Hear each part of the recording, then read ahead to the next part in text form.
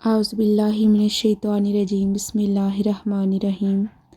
میرے نبی صلی اللہ علیہ وسلم نے فرمایا، جب تمہیں کوئی برا خواب آئے تو شیطان تم سے کھیل گیا۔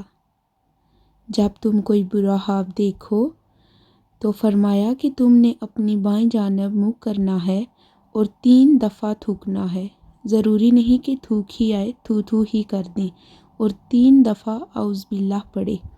پھر حضور صلی اللہ علیہ وسلم نے فرمایا، خواب کا ذکر کسی سے نہ کرے۔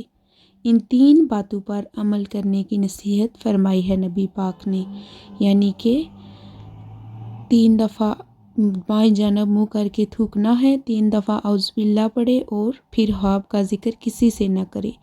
تو پھر آقا علیہ السلام نے فرمایا کہ اس کا خواب اس کو کوئی نقصان نہیں پہنچائے گا، بے شک وہ جتنا بھی برا ہو۔ ماشاء اللہ، سبحان اللہ۔